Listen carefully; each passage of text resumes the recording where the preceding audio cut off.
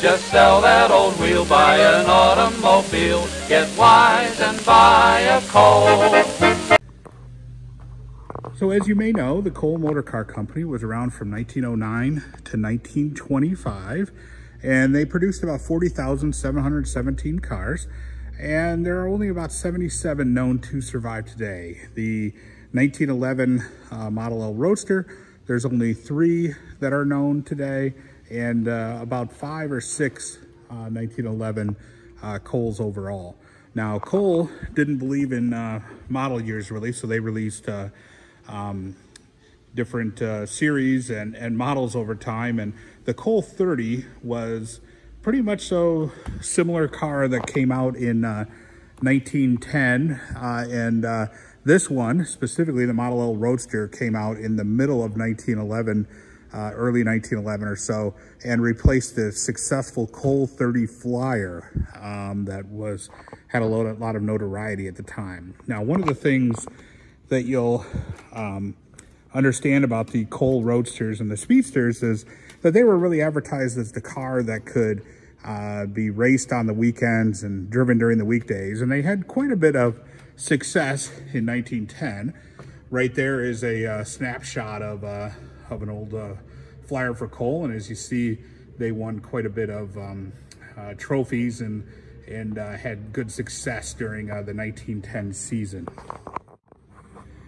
So the Cole 30 Roadster Model L was a 2-person roadster, had a nice styling to it. This one had a base price of $1,600.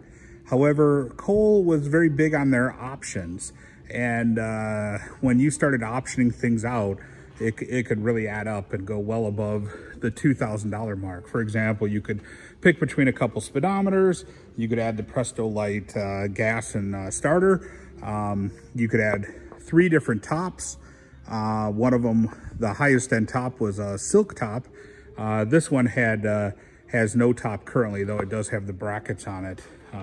At one time it may have had it. This car is currently on loan to the Gilmore Car Museum from the Indy Motor Speedway Museum, and this particular car was found in a barn in the Pennsylvania area, and then it was restored in the mid-80s, the 1980s, and then the Indy Motor Speedway Museum acquired it in, I believe, about 1987. This car is restored in its original battleship gray. Kind of looks white, but if you look really close, it's a gray color. And it has the coal blue pinstriping, which was an option that you could pay for. The standard trim and frame would have been black. However, you could go for the coal blue on the frame with the pinstriping as well, which this one has, as you can see. And it was a brass car, and in 1912 Cole went to towards the fall of 1912 Cole went to the Delco complete electrical system that Kettering made, and so this is one of the last years of the crank start, though this one also did have the Presto Light starter option as well. Now, as we take a look at this Cole and kind of do a walk along the back here, we come to the back here, and you got your gas tank and your gas gauge there, 21 gallon gauge here, or tank.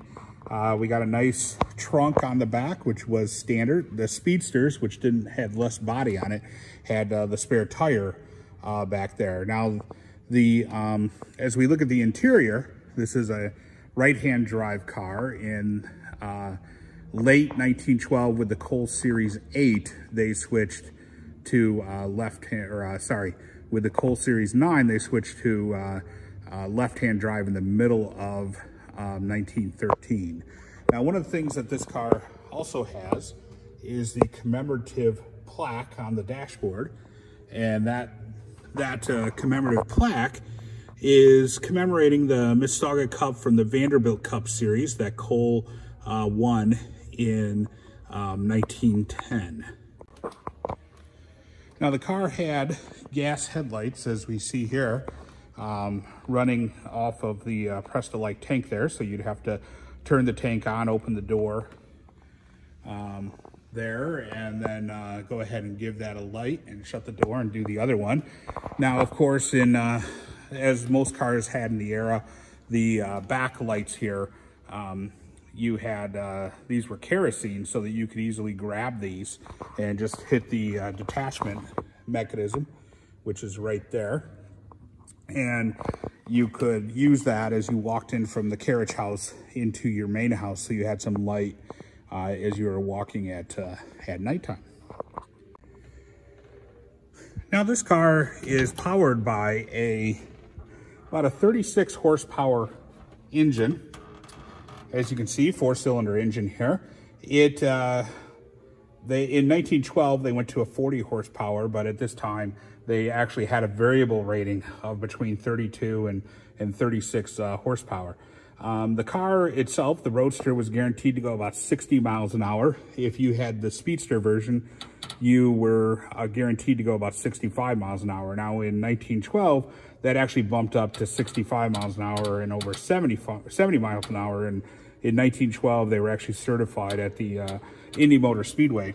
Now, the other thing you'll notice is that the whole base of the engine is all aluminum.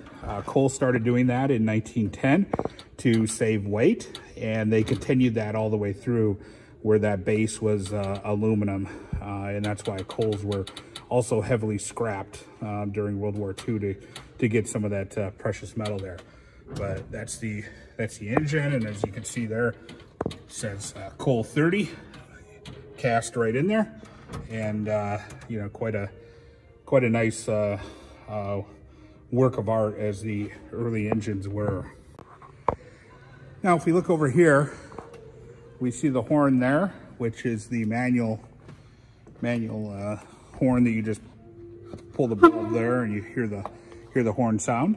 The shifting of the gears and the brake, emergency brake, were on the outside of the car, as well as one spare tire here, is how it worked. So the other thing that's interesting is the configuration on the pedals. As you see, you have a brake all the way to the right, you have a clutch all the way to the left, and then you have the accelerator right there in the center, kind of that brass spoon looking. Now, that was the heel toe accelerator, and that was big for racing, because you put your toe on the brake and you put your heel on the gas or the accelerator, and allowed you to very quickly accelerate and decelerate around turns and as you needed to. So interesting configuration. And then you had the exhaust cutout over there for very quick, or for extra speed and power. As I said, that used to give you about 1 to 2 extra horsepower.